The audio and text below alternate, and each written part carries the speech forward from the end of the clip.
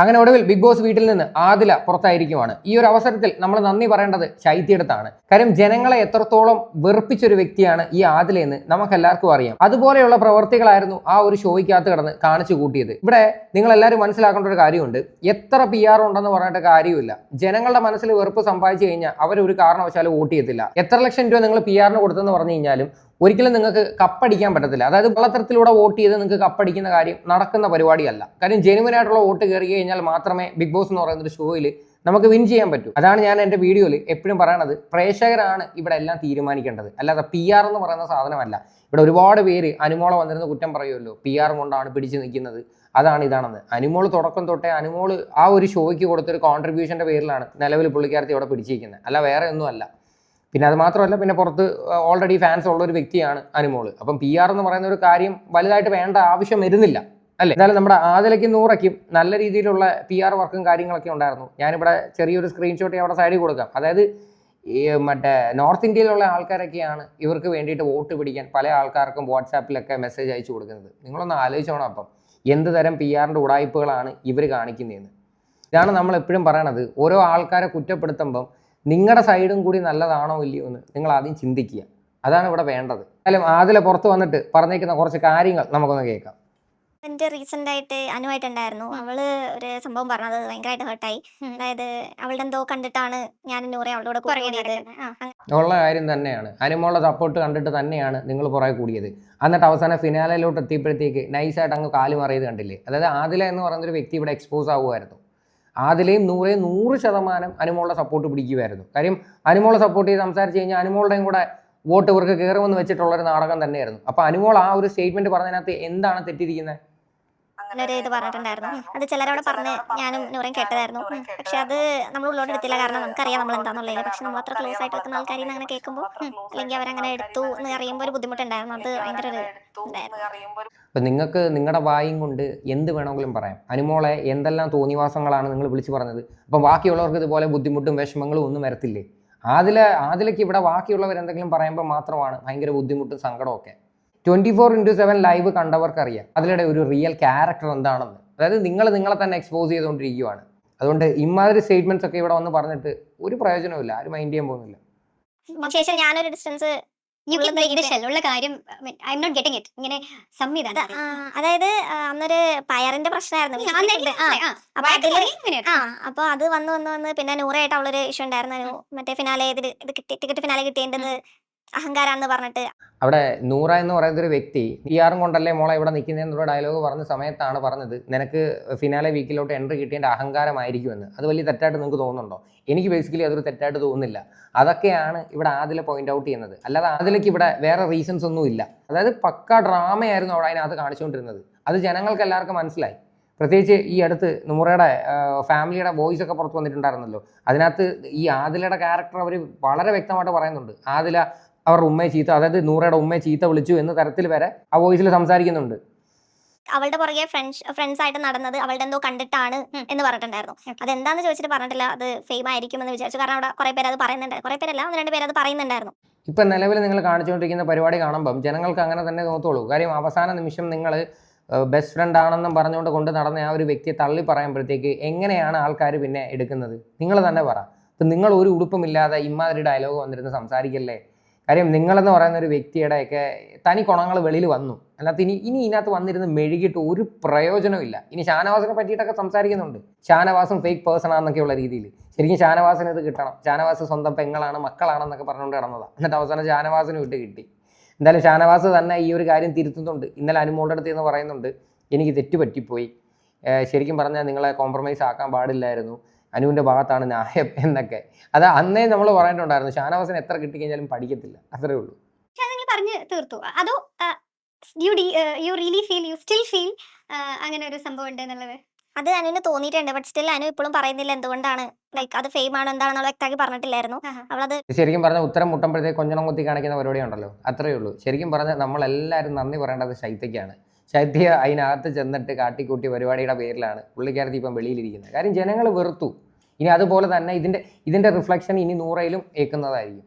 താമസിക്കാതെ നിങ്ങൾക്കത് മനസ്സിലാക്കാൻ പറ്റും. ഇവരുടെയൊക്കെ ജെനുവിനിറ്റി എത്രത്തോളം ഉണ്ടെന്ന് എക്സ്പോസ് ആവുകയാണ്.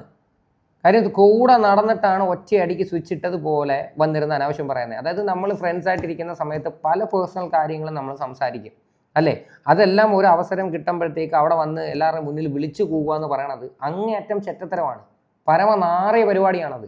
അതാണ് ഇവിടെ കാണിച്ചിരിക്കുന്നത്. സൈഡിൽ നിന്നും കുറച്ച് അവിടെ ഇവിടെ ഡ്രാമ പോലെ തോന്നിയിട്ടുണ്ടായിരുന്നു. നമ്മളെ പുറകെ നടത്തിക്കുന്ന ഒരു കൈൻഡ് ഓഫ് സാധനങ്ങളൊക്കെ, അതായത് തെറ്റുക, നമ്മൾ പുറകെ പോവുക, അങ്ങനത്തെ ഒരു ഇത് അല്ലാതെ ഇങ്ങോട്ട് വരുന്ന ഒരു സംഗതിയില്ല. നിങ്ങൾ വായി വരുന്ന തോന്നിവാസങ്ങൾ മുഴുവനും ആളെ പറഞ്ഞിട്ട് പിന്നെ നിങ്ങൾ നാണം കെട്ട് പുറകെ പോകുമ്പം ആ ആൾ മിണ്ടണമെന്നുണ്ടോ? കാര്യം നിങ്ങളുടെ വായിൽ അത്രയും മോശപ്പെട്ട വാക്കുകളാണ് നിങ്ങൾ ആ ഒരു സ്ത്രീയെ വിളിച്ചിരിക്കുന്നത്. അപ്പം നിങ്ങൾക്ക് ഇത് പറയാൻ എന്ത് യോഗ്യതയാണുള്ളത് ഇവിടെ? ആദില എന്ന് പറയുന്ന ഒരു വ്യക്തിയെടുത്ത് 100 പോലും അഡ്ജസ്റ്റ് ചെയ്ത് ഇനി മുന്നോട്ട് പോകുമെന്ന് എനിക്ക് അറിയത്തില്ല. കാര്യം അമ്മാതിരി വർത്തമാനങ്ങളാണ് ഇവരുടെ വായിൽ നിന്ന് വരുന്നത്. അങ്ങനെ ഇതാക്കുവാർന്ന്, ഇടക്ക് മിണ്ടും ഇടക്ക് പിണങ്ങും അങ്ങനെയൊക്കെ. പക്ഷെ അതൊക്കെ ഒരു ഗെയിമിന് വേണ്ടിയിട്ട് യൂട്ടിലൈസ് ചെയ്തു എന്നൊരു ഡൗട്ട് ഉണ്ട്. പക്ഷെ അറിയില്ല ഇറങ്ങിയിട്ട് എങ്ങനെയാണെന്ന് വെച്ചാൽ അങ്ങനെ.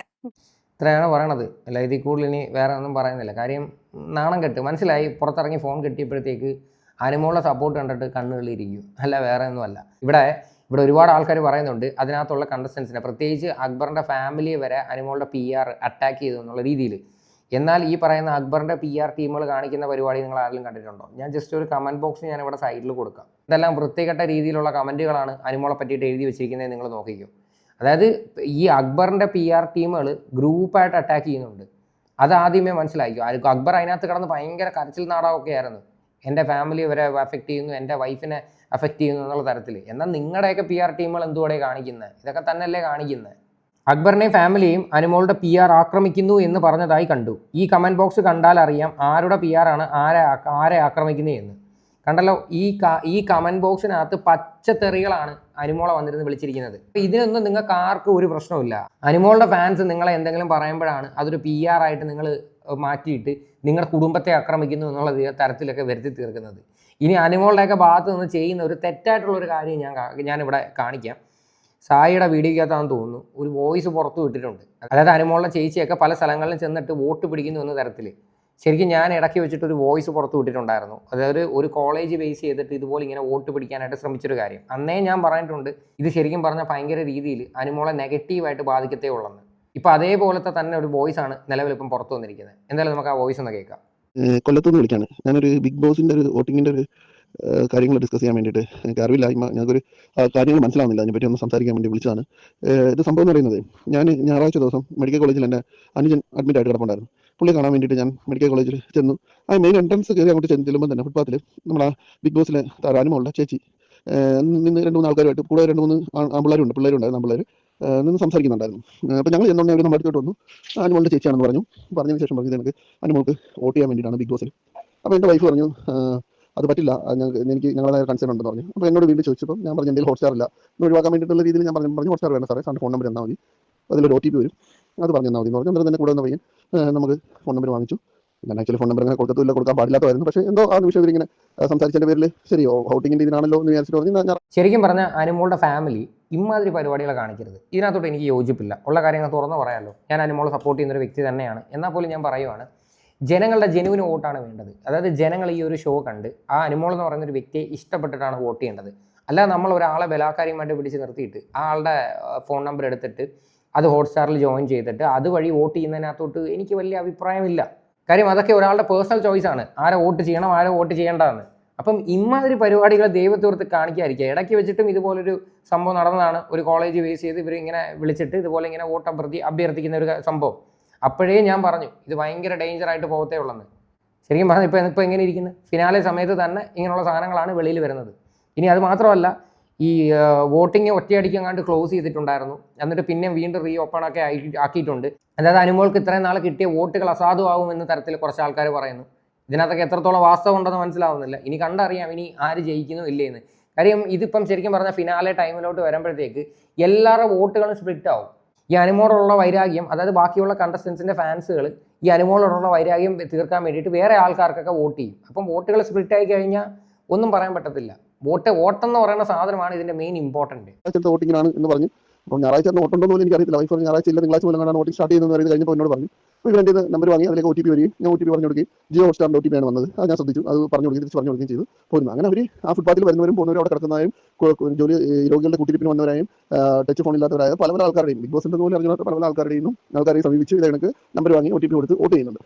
അതൊക്കെ അതവിടെ എല്ലാ കാര്യങ്ങളും നിൽക്കട്ടെ. അപ്പം അന്ന് എന്നോട് റിക്വസ്റ്റ് ചെയ്യേണ്ട പേരിൽ ഞാൻ സൺഡേ വോട്ടിംഗ് ആണെന്ന് പറഞ്ഞിട്ടാണ് കൊടുത്തത്. ഞാൻ ഇവിടെ വന്നതിന് ശേഷം തിങ്കളാഴ്ച ഞാൻ വോട്ടിംഗ് തുറന്നില്ല. ചൊവ്വാഴ്ച ഞാൻ വൈകുന്നേരം വോട്ടിങ്ങിന് വേണ്ടിയിട്ട് നമുക്ക് നമ്മളെ കൺസേൺ ആയിട്ടുള്ള ആൾക്കാരുണ്ടല്ലോ. അപ്പോൾ ചൊവ്വാഴ്ച ഞാനിത് വോട്ടിങ്ങിന് വേണ്ടിയിട്ട് തുറന്നപ്പോൾ അനുമോൾക്ക് ഓൾറെഡി വോട്ട് പോയിരിക്കുന്നു. അപ്പോൾ ഞാൻ സൺഡേയിലാണ് ഇത് ചെയ്തത്. അപ്പോൾ തിങ്കളാഴ്ച ഞാൻ നോക്കിയിട്ടില്ല. എൻ്റെ അർത്ഥം തിങ്കളാഴ്ച വോട്ട് പോയിട്ടുണ്ട് അനുമോൾക്ക്. ചൊവ്വാഴ്ച ഓട്ടോമാറ്റിക്കലി വീണ്ടും പോയിരിക്കുന്നു. ബുധനാഴ്ച ഇന്ന് രാവിലെ ഞാൻ പിന്നെ രാവിലെ തുറന്നിട്ട് ഞാൻ രാവിലെ തന്നെ ഞാൻ വോട്ട് ചെയ്യുകയാണ് ചെയ്തത്. ഇതിപ്പം ഞാൻ സംസാരിക്കാൻ കാരണം ഇത് ഏതെങ്കിലും ഇങ്ങനെ ഹോട്ട്സ്റ്റാറിൻ്റെ ഒരു ആപ്പിലേക്ക് ബൾക്കായിട്ട് പലരുടെ നിന്നും നമ്പറുകൾ ശേഖരിച്ചിട്ട് ബൾക്കായിട്ട് വോട്ട് ചെയ്യുന്ന ഒരു രീതിയാണ് നടന്നുകൊണ്ടിരിക്കുന്നത്. നമുക്കിതിനെപ്പറ്റി അറിയില്ല. എനിക്ക് തോന്നുന്നു PR കാര്യങ്ങളെല്ലാം ഈ വരുന്ന ആഴ്ചയിൽ ബിഗ് ബോസ് സ്റ്റോപ്പ് ചെയ്തതിൻ്റെ ഭാഗമായിട്ടായിരിക്കും ഇവർ ഗ്രൗണ്ടിൽ ഇറങ്ങി ഇങ്ങനെ ഫോൺ നമ്പറുകൾ കളക്ട് ചെയ്തിട്ട് ഈ ഒരാഴ്ചത്തേക്ക് ഇവരിങ്ങനെ വോട്ടിംഗ് ചെയ്തുകൊണ്ടിരിക്കുന്നത്. അങ്ങനെ ആയിരിക്കണം. അല്ലെങ്കിൽ എൻ്റെ കേട്ടല്ലോ, ഓരോ ആൾക്കാരുടെ കൺസേൺസ് ആണ് ഇപ്പം കേട്ടുകൊണ്ടിരിക്കുന്നത്. ഭയങ്കര ചെറ്റത്തരമാണെന്നേ ഞാൻ പറയത്തുള്ളൂ. കാര്യം ഒരാളുടെ സമ്മതമില്ലാതെയാണ് നിങ്ങൾ ഇങ്ങനെയുള്ള പരിപാടികൾ കാണിക്കുന്നത്. ദൈവത്തെ ഓർത്ത് ഇപ്പം നിലവിലുള്ള സപ്പോർട്ടുകൾ കൊണ്ടുവന്ന് കളയാതിരിക്കുന്നതായിരിക്കും ഏറ്റവും വൃത്തി. ഇതിൽ കൂടുതൽ എനിക്കൊന്നും പറയാനില്ല. ഈ ഒരു കാര്യത്തിനകത്തോട്ട് എനിക്ക് ഒരിക്കലും യോജിക്കാൻ പറ്റുന്നില്ല. ഇതിനൊന്നും ഒരു രീതിയിലും വന്ന് ഒരു മനുഷ്യരെ ന്യായീകരിക്കരുത്. ചെയ്യുന്നത് അങ്ങേയറ്റം ചെറ്റത്തരമാണ്. ഇത്ര എനിക്ക് പറയാനുള്ളൂ. എന്തായാലും ഈ ഒരു വിഷയമായിട്ട് ബന്ധപ്പെട്ട് നിങ്ങളുടെ എല്ലാവരുടെയും അഭിപ്രായങ്ങൾ എന്താണെന്ന് വെച്ചാൽ നിങ്ങൾ തീർച്ചയായിട്ടും കമൻറ്റ് ചെയ്യുക.